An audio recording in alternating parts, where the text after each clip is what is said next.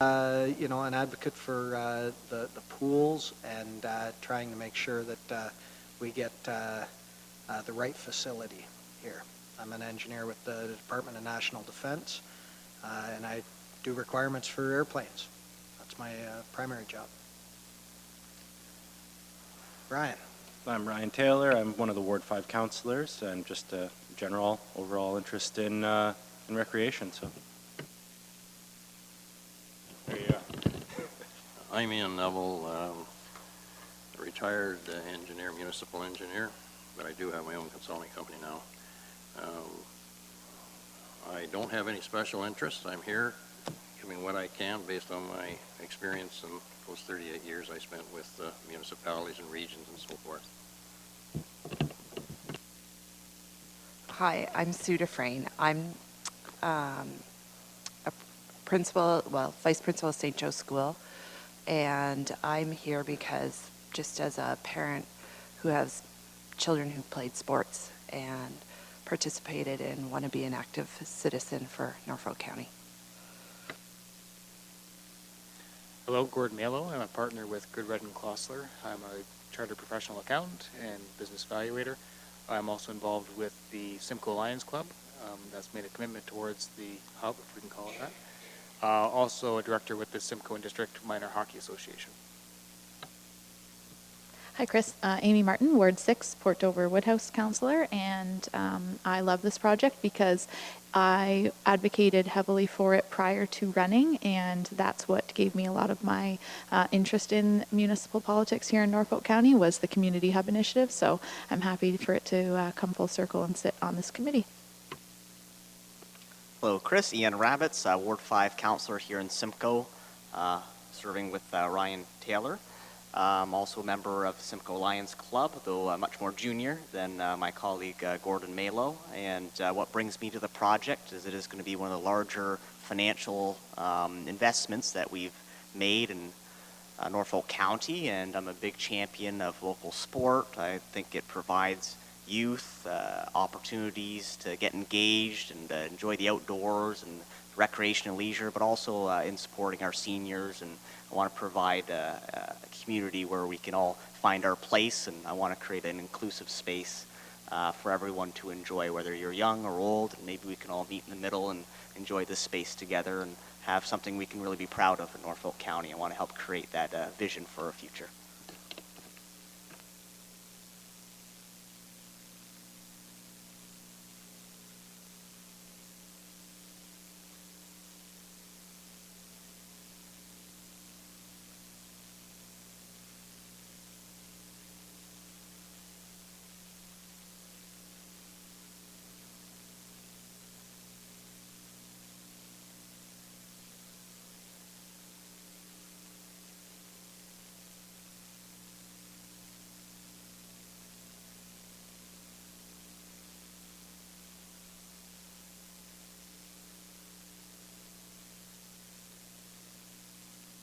Hi, Chris. I'm Kristen Demille-Meester, the committee coordinator for RFAB. Hi, Chris. I'm Bill Cridlin, General Manager of Community Services. So obviously when we get this built and up and running, my folks will look after the pool, the arena, and other buildings that are in there. So that's my interest in it. Hi, Chris. I'm Mike Simose. I'm the Contracts Coordinator, Energy and Facilities for Norfolk County. I'm just here to provide a special presentation about energy.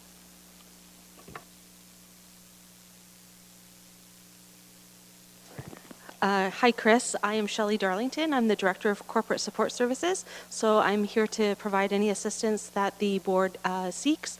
My area of portfolio is realty services and procurement.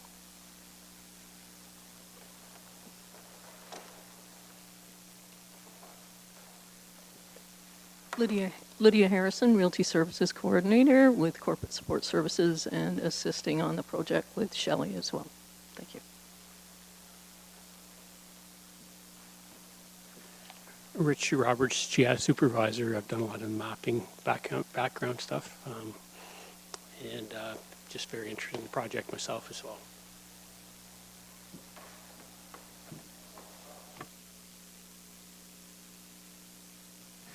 Well, hi, I'm Krista Meester. I'm new to this. You'll have to bear with me till I get caught up, but I've lived in Norfolk County my whole life. I'm from the Langton area. My husband's been with Langton Minor Hockey for, I'm going to say, at least 30, 35 years, so this project is kind of near and dear to both of us. So I decided I wanted to be a part of it. I want to see it for the seniors as well as the kids, someplace that will help with the economic growth of Norfolk. Thanks.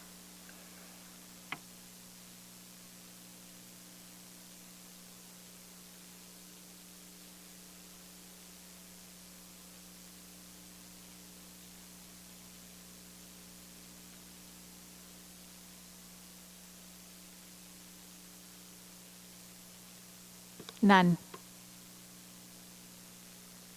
None. None. None. None. None.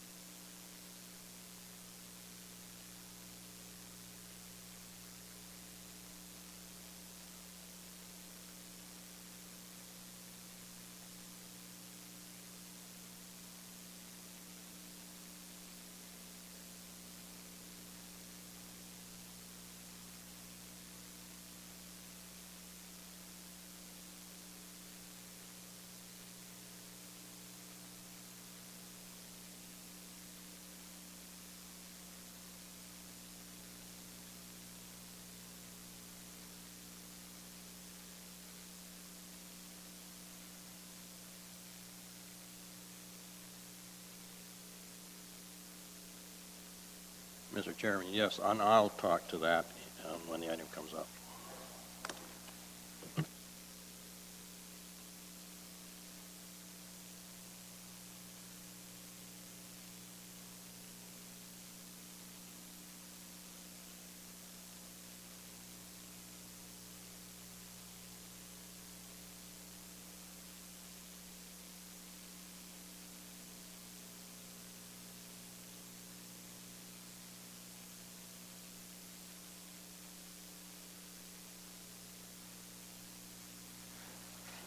Thank you, Mr. Chair. Yeah, just a quick background. I believe you have an attachment to your agenda there. I met with JJ back early spring of this year, and we had brief discussions about potential energy savings we would see with the new facility. So JJ asked me to kind of take a view of our current facilities in terms of energy consumption and costs, and get some comparables from outside, from other municipalities within Ontario. So that's kind of the gist of where all this is stemming from. And quickly just go through the report or the brief report that I presented to the committee. The first page is simply just our current facilities. These are all 2018 figures. So just I've provided some electricity costs, natural gas costs, obviously the total of those. Provided some cost intensities based on square footages and also in terms of operational or occupied hours. And it's mostly driven to be able to compare apples to apples, because right now, if you look at our facilities that we have currently, to be able to compare those to the other facilities that we've obtained energy information from, they're a bit different. So in efforts to make those comparable, we've provided these intensities. So the first chart is obviously our facilities, 2018 figures. The next chart is our comparables. So a few of these I've personally reached out to the facility manager, the energy manager at the facility, and requesting some information. Or I'm also part of a community of practice of municipal energy managers, and I've posted the question to that group, and this is essentially what we've received back that are somewhat comparable of what we have currently and potentially what we might be looking at as a hub in the future. So in terms of, I guess, results of that little benchmarking exercise, we do see that there is some potential for cost savings in terms of, certainly in terms of the intensity. So that was interesting to find. I guess the next page that there is included in the attachment is energy funding opportunities. So there are multiple avenues or funding opportunities for potential projects which targets a net zero or very high efficiency design. So I just listed out the potential opportunities. Two of them are from the Canadian or Federation of Canadian Municipalities. The other is Union Gas. We also have the Save on Energy program that was recently in the past month canceled, so that is no longer available. But certainly the other opportunities are still available and available to the county if we so choose to select or to go to that route. The next section, I just provided a little bit of information in terms of the technical details that we should be looking at to achieve these either a net zero or a very high efficiency design. Really just a high level overview of the type of things that we should be looking at when we come to that design and construction phase. The next section is just a brief overview of solar roof potential. Just, back of the envelope, back of the napkin calculations in terms of the costs involved, potential savings, return on investment, and such. The next section there is the energy resources to explore. Again, these are resources that we should be looking at if we intend on going to a net zero facility. So we're looking at a full roof solar, geothermal, micro wind, passive building design, solar, air and water heating, and or biomass as well. So the conclusion that we've come together is essentially there's a potential for significant energy cost and maintenance savings with the new hub. It's really going to be dependent on the emphasis placed on energy conservation during the design phase. So that investment that you make at the beginning, it's going to pay for itself. But it's really, if we want to see those savings, we're going to have to invest that money up front. Essentially what our conclusion is. And with that, I'd be happy to answer any questions. Thanks, Mike. That's a much more technical explanation than what I had anecdotally from the London Aquatics management team. They told me that of their 10 pools, their oldest 3 used as much energy as their newer 7. So it is very clear that technology has advanced leaps and bounds in energy efficiency, and that we should be trying to get as much bang for the buck as we can energy efficiency wise. One of the things that really struck me here is that you can have twice the facility at 3/4 of the cost if in the O&M phase here. So that's pretty significant right there. Does anybody have some questions for Michael? Sue? Also in these energy savings, is there look at using the water, the rain water, like developing a cistern as well so that we can use that water to go in and do the cleaning and the flushing of systems? Through the chair to the committee member. It's not included in these calculations, but certainly that would be an additional area where there are some significant savings to be found. Rainwater harvesting is certainly a growing field and something that should be considered as well. Amy? Thank you, Mr. Chair. Through you to Michael, not so much of a question, just maybe a request. This is definitely outside of my wheelhouse, but I found it so interesting and extremely eye-opening to the price of the facility that we are running at and where we could be. So I guess I just wanted to make a note to firstly thank you, but secondly ask that when you continue to do stuff like this, if there's something that's really cool and unique and cutting edge, that maybe you just store it somewhere and bring it forward to this committee or council at a later date, because we've heard Mayor Chop talk about let's build a great facility, but what are we going to do to surpass all the other offerings that are already out there, and how do we bring it to the next level? So I kind of look to you for that. Thank you. I guess along that lines, I would ask that if you have some research time available, take a look at some glass options to get a lot of solar benefit from the glass without leaking too much energy back out. That would be really fantastic. I'd love to see this facility have a really open space concept so that it feels airy and someplace everybody wants to be. Sue?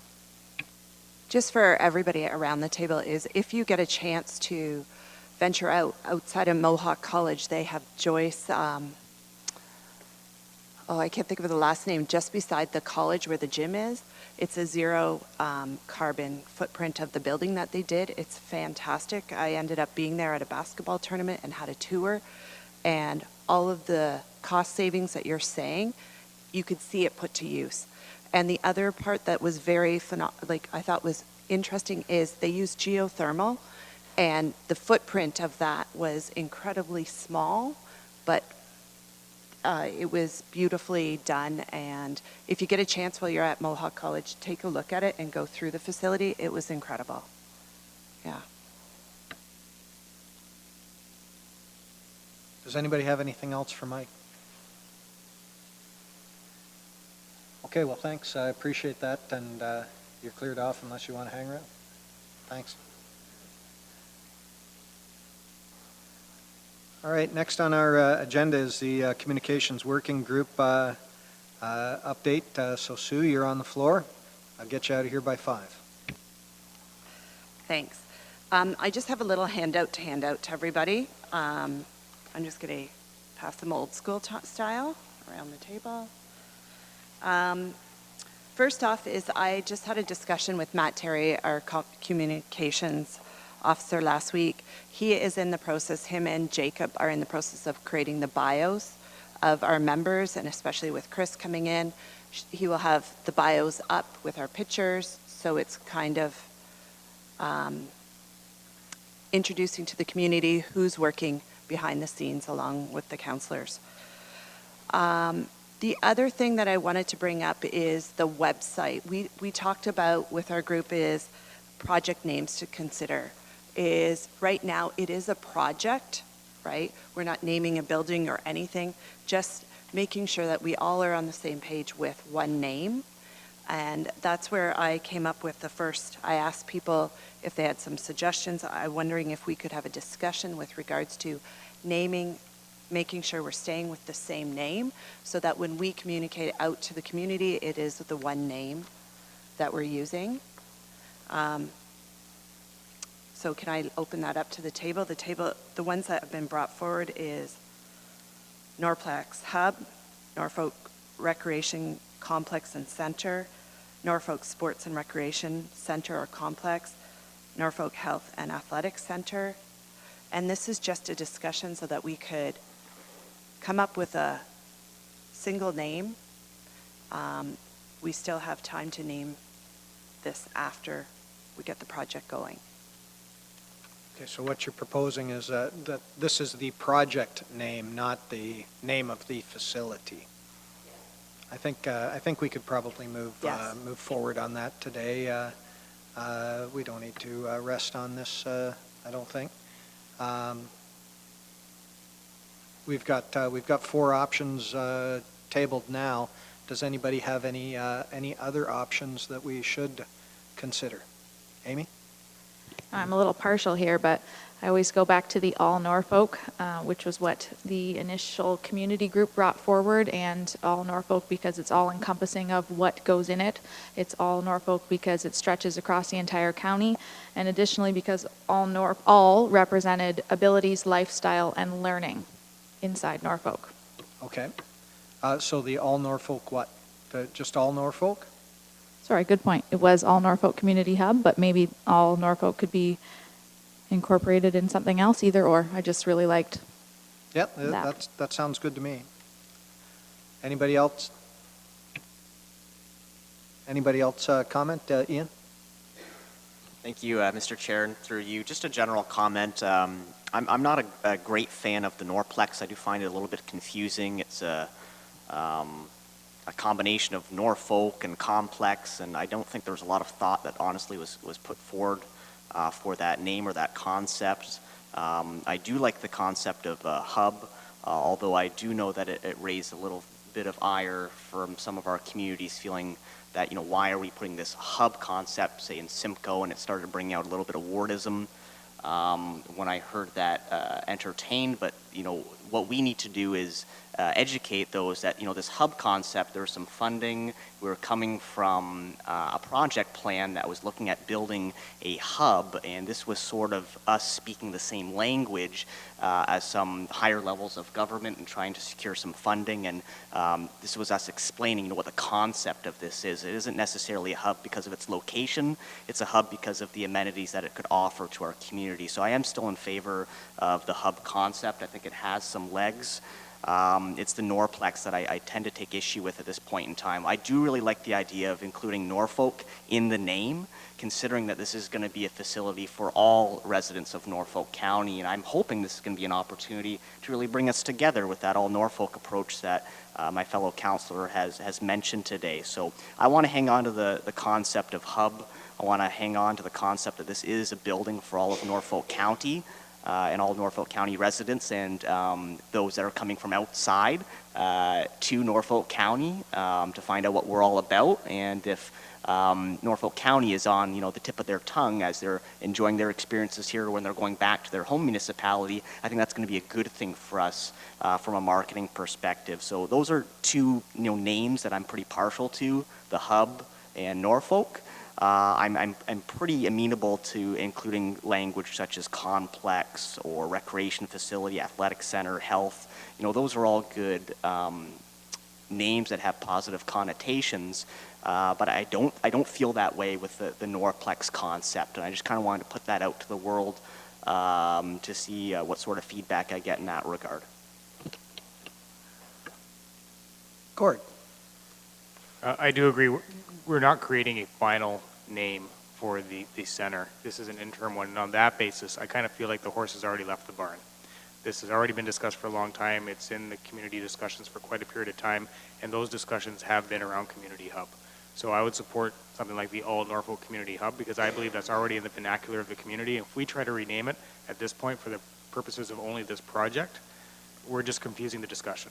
What's been in the community vernacular has been Norfolk Community Hub. All Norfolk Community Hub is along the same lines. I think we have to kind of stick with what's already in the language of the community. The only counterpoint I would offer to that is that we are going to be trying to sell this to provincial and federal governments and trying to leverage the sports, the health, and the recreation center about the hub is important, I think, for the various government ministries so that they jump on board early. So that was my only concern about that, but I do like the All-Nor complex there. Sorry, the All-Nor concept, not complex. I don't like the term complex. It's too complex. Gord? Just further to your comments and Councillor Ian's as well, I believe that the term hub was already recognized within the provincial circles for funding applications. So I think at least we're consistent with that provincial government language. So I think we're on the right page there. I do agree with you. It has to be explained what's all included at some point, but I think we're within the right context there. Okay. Go ahead, Sue.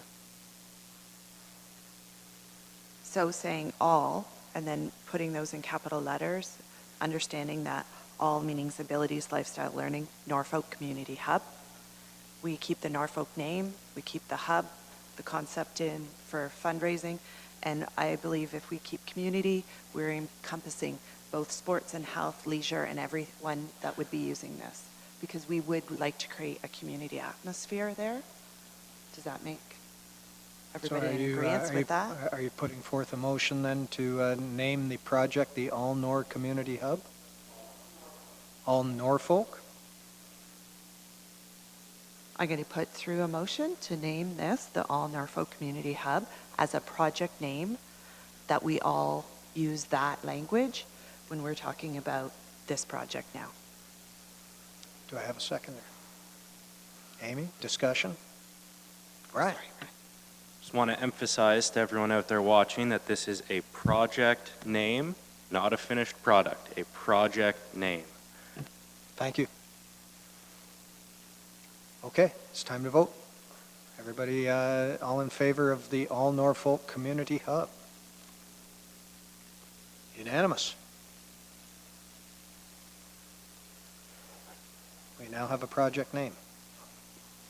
All right, we would like to get a voice of the people that would be using this community. So what we have come up with is a survey to send out to all community groups, service groups, churches, any group that might be interested in using this hub, the All Norfolk Community Hub. And we have 7 questions that I put in front of you that we would send to the community members and ask them to return by a certain date so that we could get the voice of those members that would be using this group. So I would just like some discussion on regarding the questions and the survey.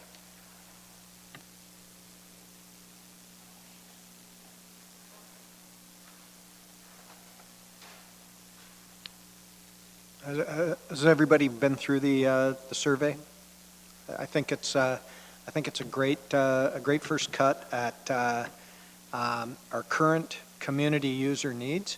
I don't think it's going to be the be all and end all for our requirements process, but it's certainly a key card that we put in our deck as we build our requirements. Is everybody happy with that? Does anybody want to add any questions to the list?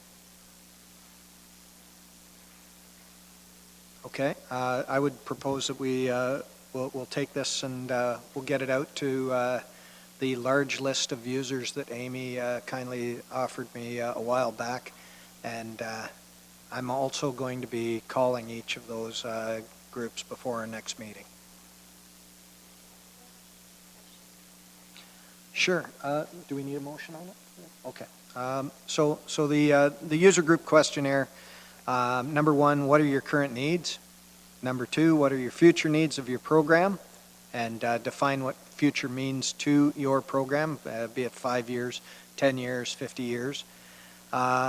Question 3 is, what is the bottom line or minimum requirements you need to move forward? Question 4 is, what is the best case scenario you'd like to see included?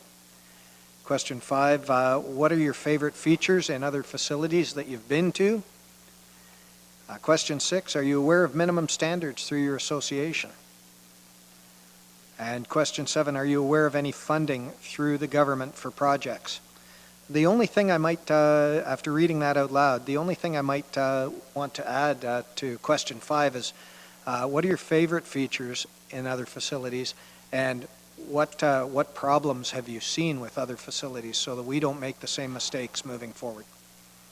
Because that's the first thing I've asked every facility manager I've been to is, what would you change at every one of these facilities? Amy? I'm wondering if, for efficiencies, number 6, are you aware of minimum standards through your association? If no, where can we contact your association so that we're not on a wild goose hunt? After the fact, we can just immediately look up what their association is and try to find those minimum standards. Yep, that's a good thing too. We'll try and see if we can answer that. Okay. How are we going to get this out, Sue? My question to the chair, does this need to go through council to No. be? No, I don't think we're not seeking any great decision here. I don't think we need to go through council on this. To engage the general public?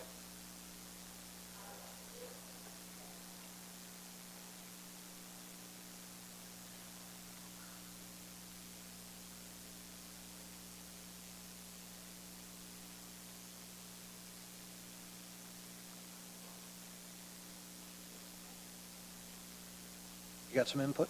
Through the chair, yeah.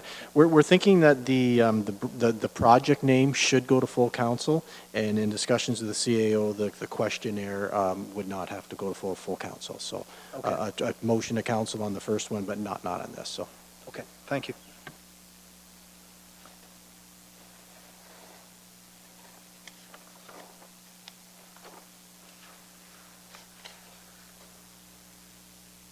And I've got 5 pages of people to reach out to. That's great. Thank you. Look forward to that. Go ahead, Sue. Through you to the chair, included as pages of community groups that were taken out of the Norfolk Community Guide, as well added service groups. But the list is,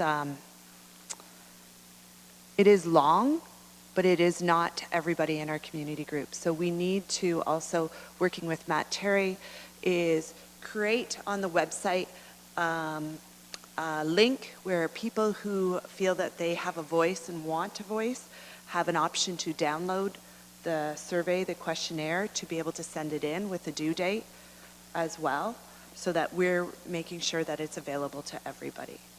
Right. Okay? And So this list, if anyone has other people who are watching or listening in the community that would like to have their voice, this will come out in the next week or so. We're just trying to beautify it with Matt Terry and to get a link that we could share out to everyone, and also alert the media with regards to that this survey is out there and then it will be due back at a certain date. And where is it going to? Is it going to your email or my email or where? Right now, we're just in consultation with Matt Terry Okay. with that link where it would be it would go to one address, and Okay. that way someone could send it and go through the information. I was going to suggest JJ because he's not here, but Yeah. and he is the requirements manager. So, you know, he's probably not a bad person to send this to. But we'll start by collating it through the county site, and then JJ won't have 500 requests for the same thing. Okay. through the chair, sorry, we agree. I think Matt Terry would be the good start, and let him flush out what it is and go from there. So you're in good hands there. Okay. Is that all you have today?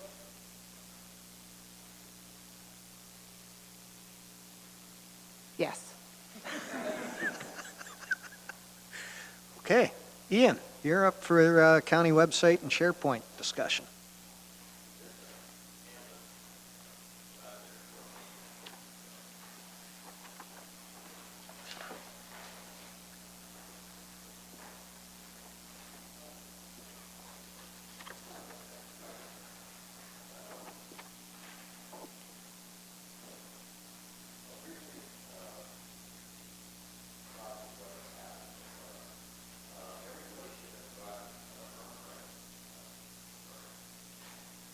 Passwords, everybody has linkages. If everybody doesn't, will you pull up your hand?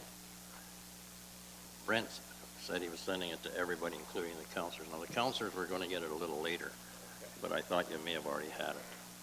So it's coming. Yeah. At this point, it's only a read-only. You can't change it yet, where that will come. The 4 pages that I've handed out here, if you put them together, it ends up looking something like this. If you're reading it the way it is, it's a little complicated because you have to match page 1 and 3 and 2 and 4 because they're extended. And that is the Gantt chart. This basically is the roadmap of this entire project. But this is a very preliminary, simple outline. This will be expanded over the coming months to include a lot of subtasks. And the document will be available to everybody to read because it has to be, you know, updated. It has to be it's a living document, basically. But just for example, I've highlighted a couple of things because right now, if you're on your page 1, item 14, preliminary financial analysis, for example. We've got to get that has to be dealt with soon relative to property, as is 15. Then, again, depending on what happens with the property issues, you got studies related to preferred site. And council should not fully agree on a specific site until the studies have been completed to verify that there is no issue with the properties in question. Another item I've highlighted is item 22, which may be on, I think, on your sheet 3.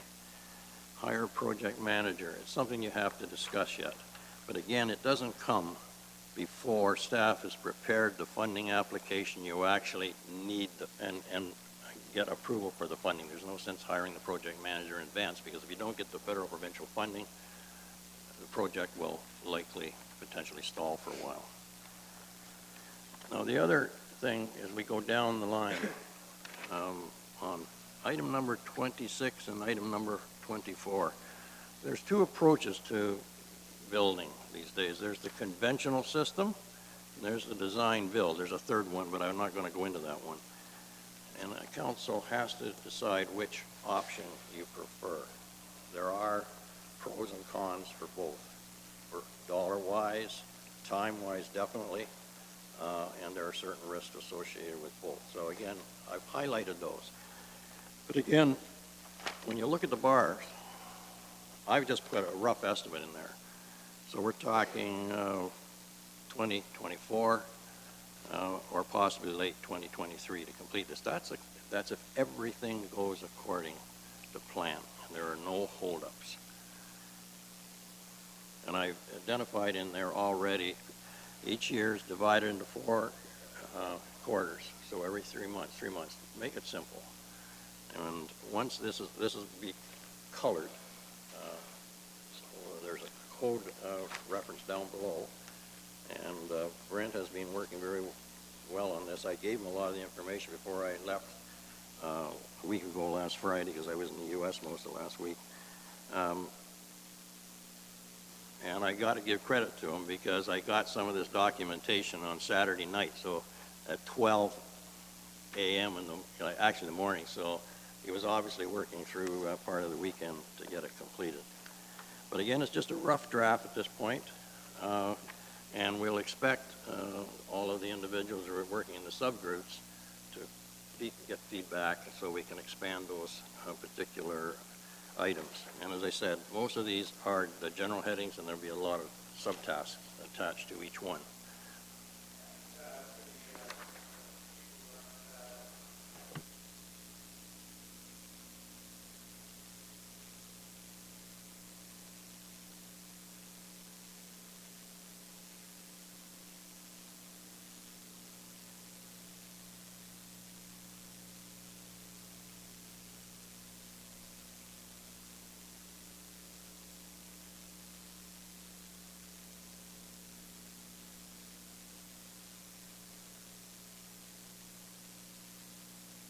Unless there's questions. Well, the only challenge I will throw out there is that Windsor built an aquatic center from 2 years from the day that the mayor said he wanted one to the ribbon cutting. And I'm hoping that we can aspire to something along those kinds of aggressive timelines. I'm sure the mayor is as well. Any comments for Ian?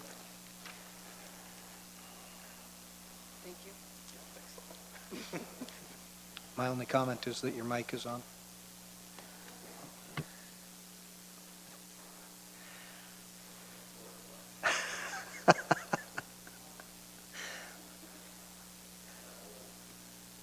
Okay, anything else for the communications working group?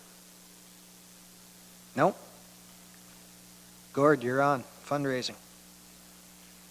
Okay. I think in summary, what I'll be looking for today is actually populate my working group, because I think I'm the only person in the working group right now, which it could be improved. So I do think it's time to get a small group of us working together. I have had a number of conversations, and Mr. Cridland started by reaching out to a number of the other centers who have, communities that have built centers, et cetera, asking for contact information for people who kind of led the charge with regards to fundraising, and found that to be a rather difficult task, and that kind of mirrored some of my own efforts.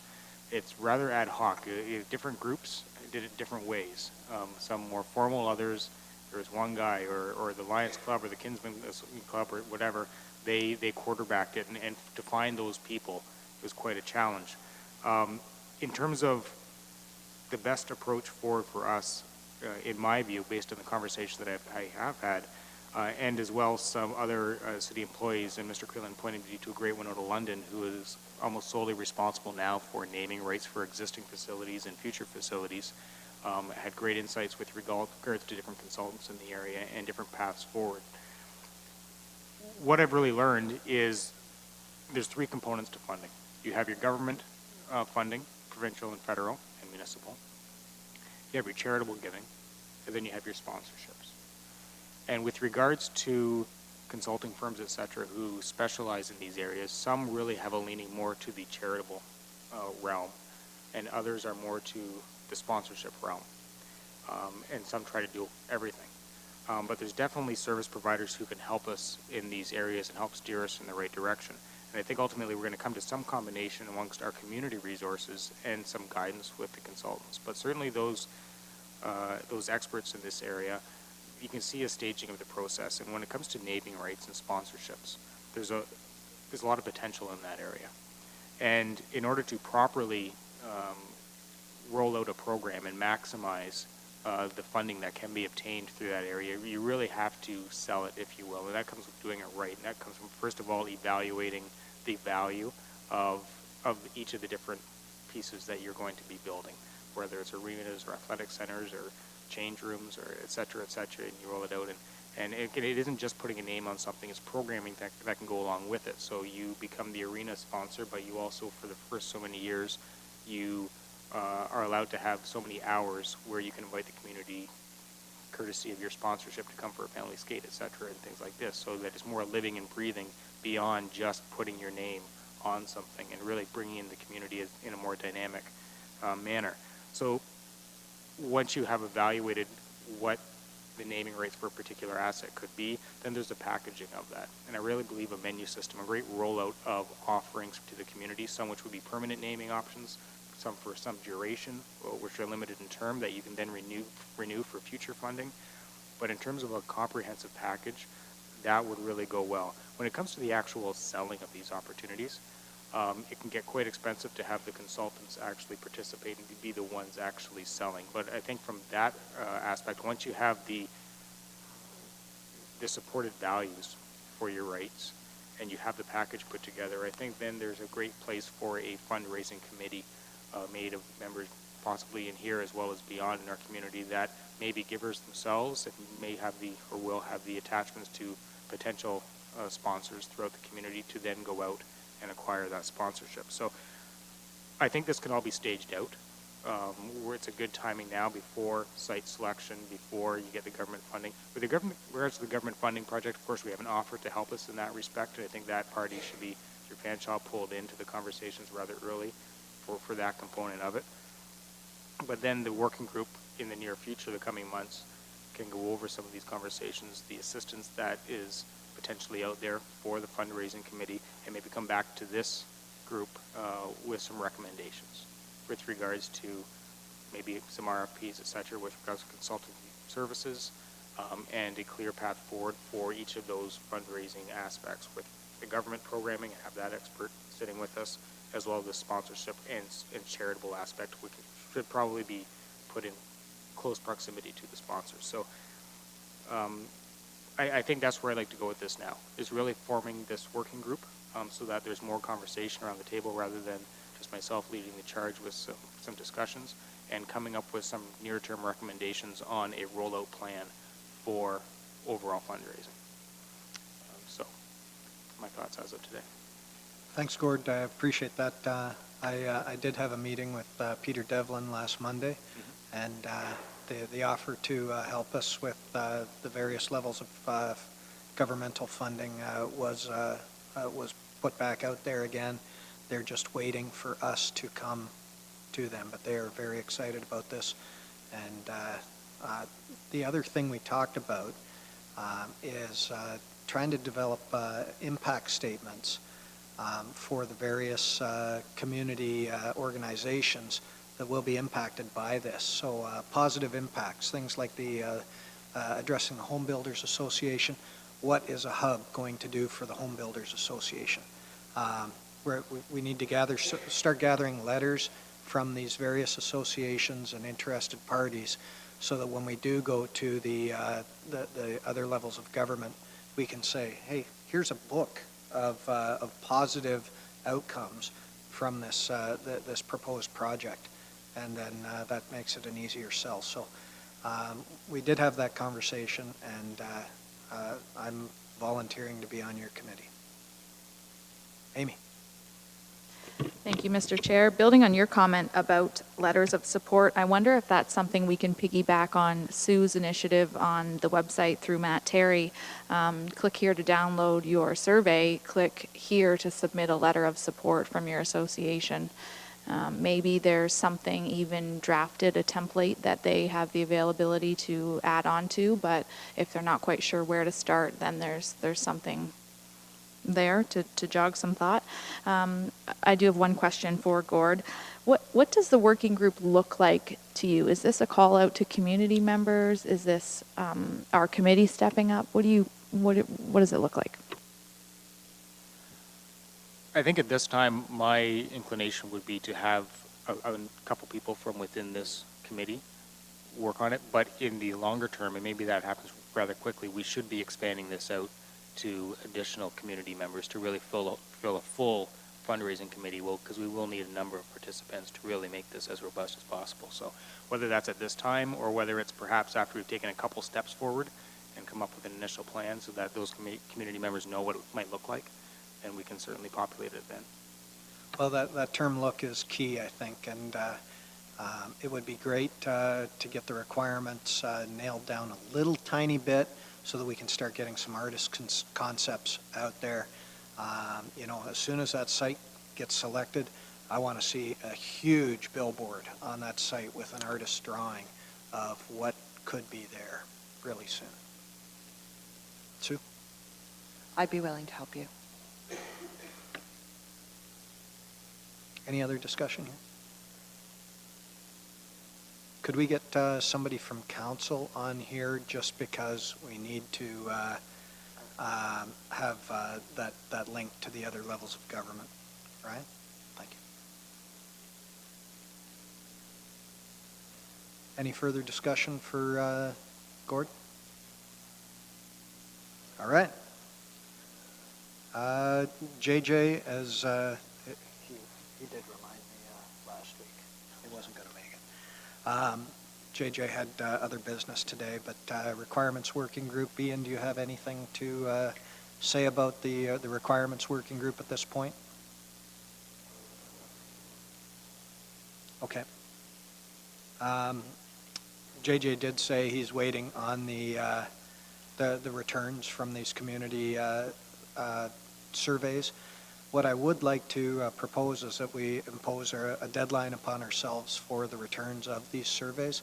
I'm going to go pull information from all these people that I now have to call, and I don't say that bitterly at all. I'm looking forward to hearing from everybody, so I'll call each and every one of them. But I'm going to pull the information rather than wait for the information to come in. With that in mind, can we have a suggested deadline for community input on requirements?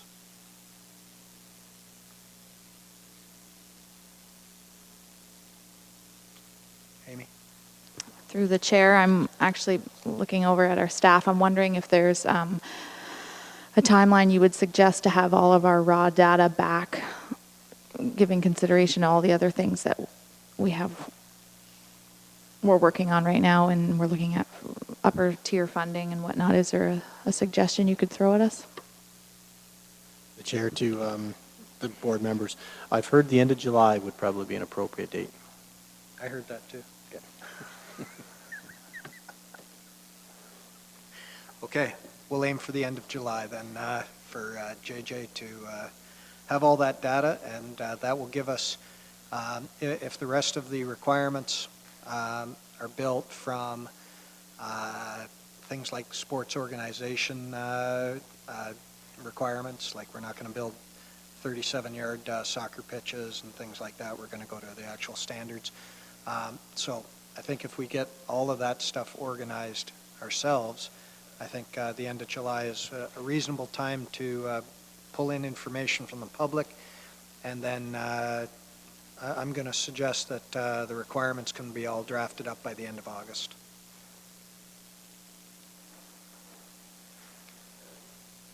Any final business for the requirements?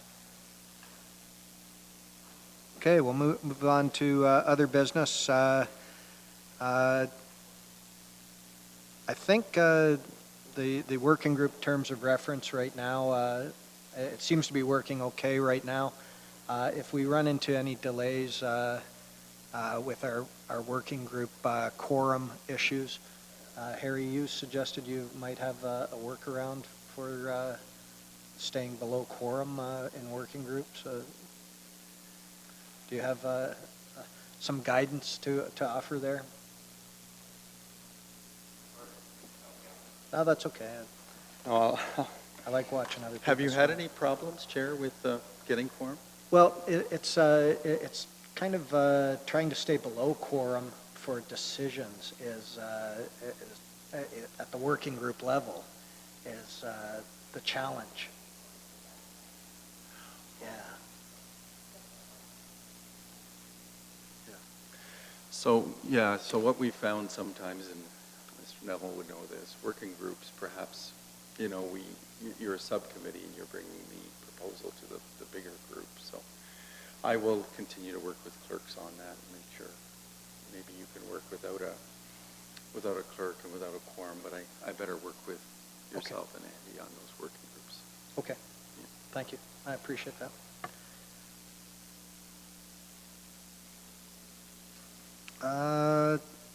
With that, I'd like to propose that we roll into a closed session for a 5-minute update on the site selection from staff and council.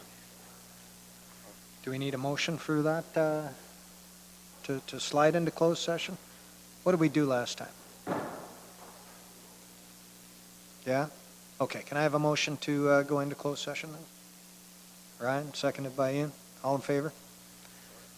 It's going to be a short session for those watching online. We should be out in 5 to 10 minutes.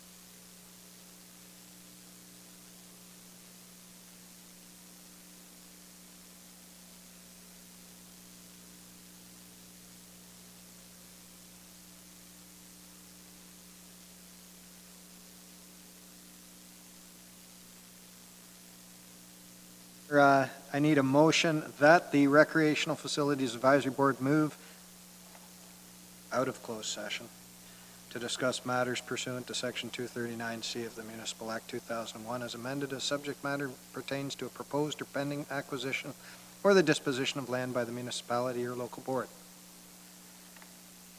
Ryan, Sue, second. All in favor? Good. We're back.